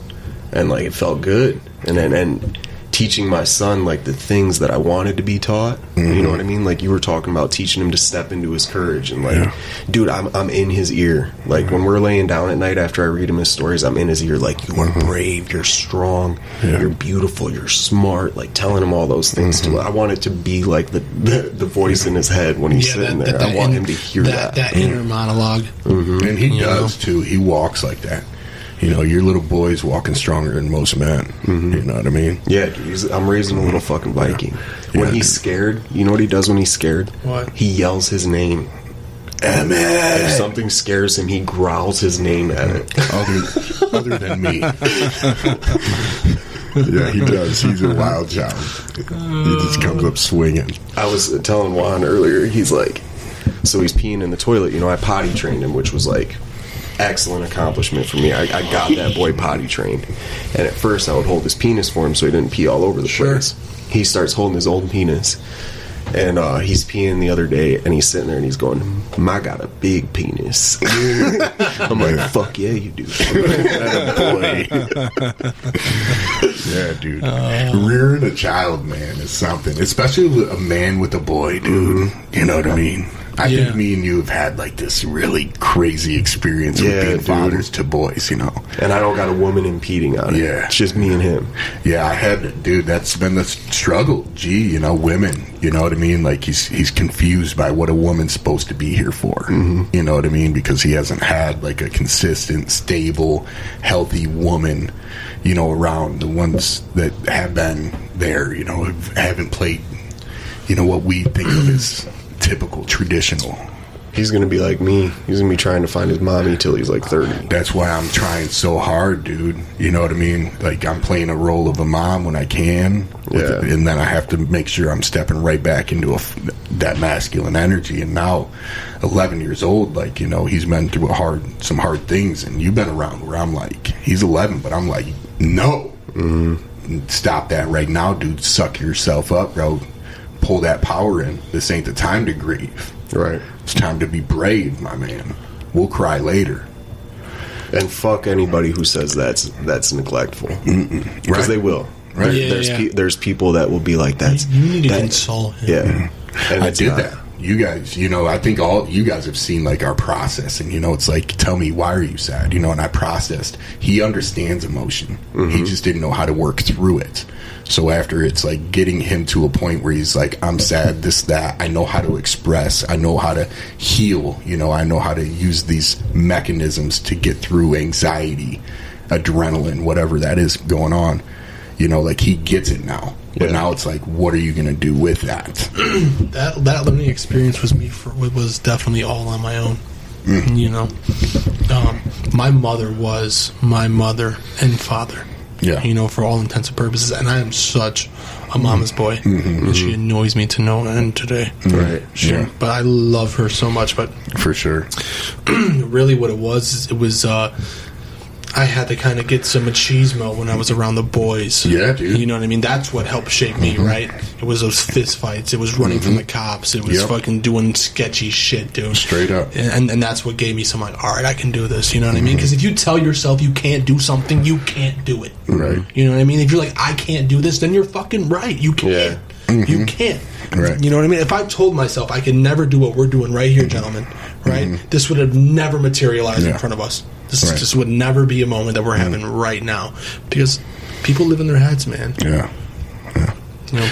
I think we've been lucky too, because like us as, you know, in our community, we're considered brothers through a cause, a mission, you know, an experience that we went through. But and the demand is to completely give ourselves to like a new way of living, you know, and like it's like we've talked about it, bro. You know, we're fathering each other. You know, like we're fathering each other through the 12 steps, through like demand or whatever it is, you know, completely giving ourselves to this new design of living, which is rigorous. And what a blessing, man, because we're figuring shit out. You know what I mean? Like I'm taking all this experience, and now I'm like throwing some principles in there. And I'm saying, let me fuck with this little principle a little bit and see what I can get away with. And it's really crazy when you start learning something new. I don't care what it is, but when you start learning something new, how many more avenues it opens up for learning more.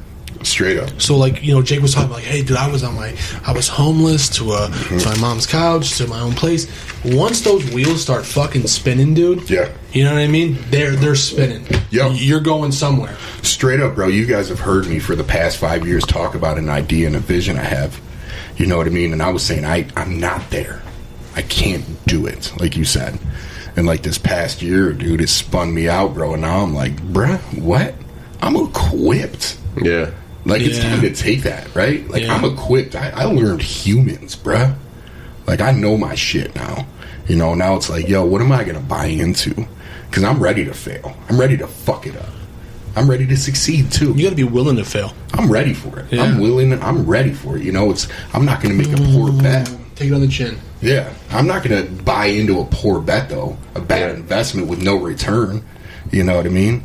I want a return. I'm a human. I want reward. You know what I mean? That's my soul. An ROI, I want a return on investment. Yeah, man. You know what I mean? And like now or if you're in the substance use field, release of information. That's what I thought. Release of information. Yeah, dude, willing to die is like the only way to live. Ooh, boy, say so. Ooh, I need a cigarette, man. Give me a lighter, bro. What happened? Oh, I got it in my pockets, dude. Man, that's a fact right there, Jack. That's a fact. I'm ready for it. You know what I mean? And I think all of us have gone through our process.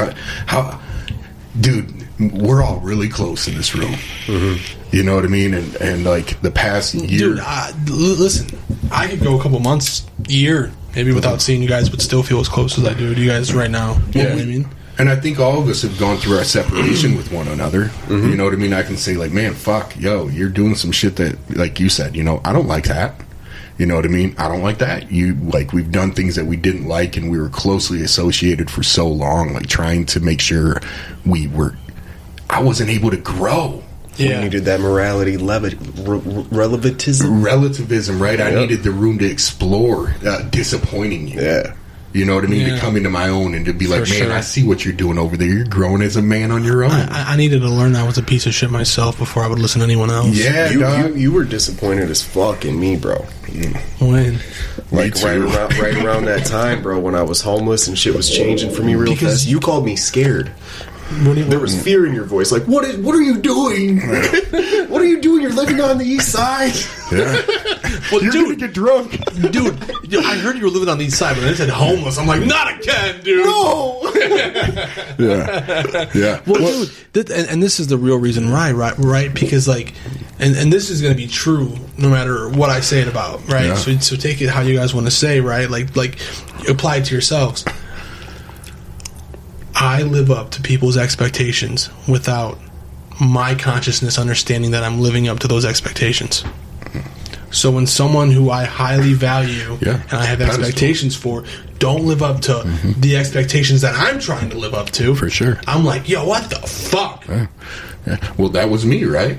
Sure, right. That was me too on multiple occasions. That was Jake, right? Yeah, that was us. We put ourselves unknowingly through stepping into like an expectation on a pedestal, and then when it's like the fall from grace happens, it's like, what happened, bro? Yeah. What the fuck's gonna happen to me? Right.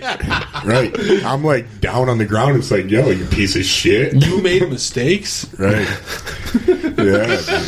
Yeah. I'm glad I made the mistakes I made. Fuck yeah. I didn't think you. I don't remember that conversation. You were like legit homeless. Yeah. I remember I was in my fucking PT Cruiser. Mm-hmm. I was turning on to 280, and you called me like, it was almost like anger and fear together. You were like very questioning. You know what I mean? It was like I was being interrogated, but you were also like worried for me. Yeah. You're like, so what's going on, man? I've been hearing some things. And I'm like, yeah, there's some things to hear. There's some things to hear right now. You were like, dog, you're living on the east side, bro. What's going on? You fucking work at a landscaping company? What's going on, dude? I was like, some things are just happening, bro. Right. We're good. Yeah. But I think, like, even, but with that, especially with that dynamic, right, I think that me and you, like, were really practicing idealism. You know what I mean? Like, to an extreme extent. people are like, these motherfuckers Just are really some A raunchy million-pound anvil of idealism. right, just crushing us, dude. Meeting reality, bro. Like, dude, like this idealism doesn't sit well with reality. But then it's like, fuck, man. Like, I was spitting some shit that I couldn't hold, bro. It was a fucking big dream in a tight balloon. The shit had no room to breathe, And, I feel it. Yeah. That's I feel it, dude. Man. Sometimes that's why I hate running clinical groups. I'm just like, dude, I don't use coping skills. You know what I mean? Like, I don't do breath work. So I fucking, you see me with the essential rag, bro. That motherfucking essential oil will help me in essential times. Listen, dude, I'm gonna have to sit on that one, dude. Fucking, you ain't ready. I'm telling you, that shit'll have you dusted off. Cause come see me. Yeah, dude. I've only heard about essential oils, but like the times I've heard about them, it's like it cures cancer. Man, fuck, I don't know what it does. It helps me with some shit that I'm like having a hard time with, bro. It's like I told Jake earlier, like, yo, I'm in a battle with myself internally. I'm struggling with whatever expectation I have. I have anxiety. Shit's not going right. I'm experiencing anxiety or stress or worry or whatever it is. I'm having a negative experience, and usually, like, typically I'm taught, like, especially through anything, like, to have this fucking conversation in my head of right and wrong and, like, taking responsibility or whatever it is, and I'm like, oh, I gotta meet this condition in my head. And here I am with this fucking essential oil rag, and I just fucking breathe into that bitch like 10 times, and I'm chill. I'm like, yo, fuck whatever that was, man. Yeah. I'll visit that a little bit at a time. I'm cool. I'm just chilling right now. Instead of battling my head, you know what I mean? Like, take a seat, man. Warm this fucking lavender and eucalyptus up in the micro for 20 seconds and put that bitch on your face, and you're chilling, dog. It's probably not good for my heart, but dude, I thrive off of anxiety and stress. Yeah? Like, I love it. Until you don't. No, dude, I love Never? it. No, I love it. Like I love being angry. Yeah. You know what I mean? Yeah. Like I love being able to like walk outside and go, "What stupid motherfucker," and then walk back in, and then like because like I'm being serious. Like it gets me going. You know what I mean? You're comfortable there. Yeah, I'm comfortable there right now. That's right. I think what it was is because I definitely had anxiety and depression and some mental health issues as a young child, right? But I didn't want to. You know what I mean? Like, I had like a clinical therapist like, no, dude, there's something fucking wrong with you. Right. And I'm like, no, there is nothing wrong with me, dude. And it was that way for so long. I just kept pushing on. And finally it just became the way I am. You know what I mean? Like there's like my left eye clicks a certain way when like I get anxiety, and I'm like, oh, I'm fine. It's time to snap back into it. Dude, that's like hearing you say that, like stepping away, like that's why for me I've had such a difficult time falling into like a role. Sign me. Like, motherfuckers like, yo, Juan, this is your position. I'm like, fuck that, bro. Yeah. What? Nah, fuck that. That ain't where I sit. And now, like, dude, now I can look back and it's like, you talked about quitting and starting. You ain't happy, quit, right? I'm like, yo, man, this shit ain't working. Motherfuckers are like, bro, you're unreliable. And I'm like, shit, I don't want to be reliable to you. I'm reliable to myself, cuz.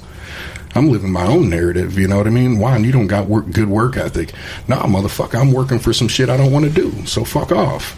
You know what I mean? I'm creating my reality. And now it's like, yo, what you want? I got contracts that I'm working on. Sure. You know what I mean? I don't gotta bind to your fucking ethical rules right now because fuck you. I'm valuable because of what I say. Not even ethical rules, society standards. Well, in our setting, in our situation, our professions that we've been around, it's ethics. Yeah. It's ethics again. You gotta wear a collared shirt, buddy. You know what I mean? And like... You can only dress in a hoodie on Fridays, right. You stupid cocksucker. Right. Yeah, I'm way better than you. But what's crazy, like me and Jake had this conversation, a little bit touched on it, like, yo, I'm going through this CDCA thing, right?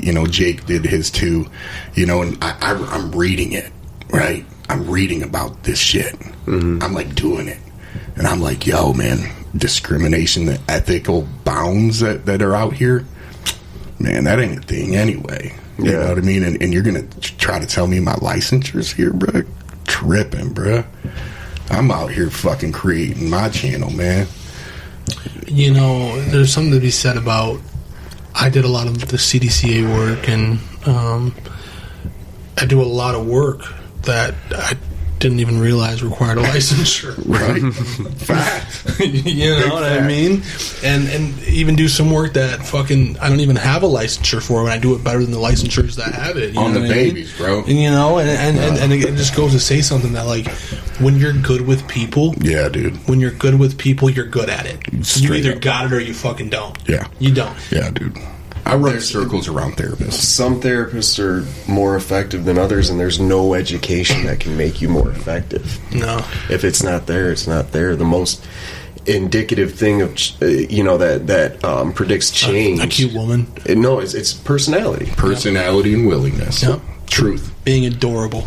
You know what Personality. I mean? Yeah. And if you can code with somebody else's personality, you can be effective. You know, I can tap into your coding. I can hear your linguistics. I can hear your fucking language, your narrative. Yeah. And I can tap into that. You know, my personality, I can dance. I'm a chameleon. You know what I mean? And I have my own set of rules. That's a tough cape to And wear. if you want to play within the bounds, if you want to be in one of those assigned positions and grow in that career, you can't have that mentality because you will be ran out. Yeah. You'll be ran out of that profession, man. Yeah. And like the whole idea of like certain modalities treat certain disorders better than another. What a bunch of bullshit. Yeah. The modality that works the best is the one that you're most comfortable using. Yeah. It's not like PTSD, you need to do this, anxiety, you need to do that, depression, you need to do that. It's what does the therapist do best? Yeah. And which client fits best with that therapist? For sure. Yeah. And I think, you know, a therapist that wears a lot of hats is a therapist that's really effective. You know what I mean? Not with more people, a broader audience, a broader, you know, demographic. I will tear the fucking roof off of 40 people, but there's still that one motherfucker who's like, I didn't like that group. Yep. You know what I mean? And I'm just like, all right, I get it. You know what I mean? Go do arts and crafts. Yeah, man. Yeah. You know? Yeah. Go paint. I don't know. It's like when people ask me, like, when are you going to go back to college? You know, when are you going to get more letters behind your name? And it's like, I have no interest in that. I have the nurses ask me all the time, when are you going to go to school for medical degree? For what? I said, fucking never. Right. Never. I'm never going to be a nurse. Right. You know what I mean? I'm never going to be an LPN. Yeah. I can tell you that right now. Yeah. Reward. Investment. Return on investment. You know, my experience, bro. Okay, what am I going to get from that? You know, more liability. Right. More access to narcotics. The box is going to close a little tighter. A little more oxygen sucked out of my fucking life because I'm living by it. Whatever it is, you know. I think, like you right now, dude, like setting this foundation with the podcast, right? You know what I mean? Like, giving yourself to something that you have full creative control on. You know what I mean? A foundation that's yours, you know?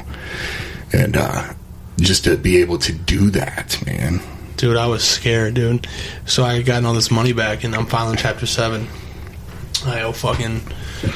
I probably shouldn't say how much money I got back, but I'm filing Chapter 7 because of medical bills. You know, back in March, it was like $88,000. That's how much the medical bill was. And they told me I didn't have COVID in the hospital, and I got the bill, and it was COVID. They charged me for COVID. So, in total, it's like $110,000 that I owed fucking Toledo Hospital, St. Anne's, and all different places. and Toledo Hospital suing me right now.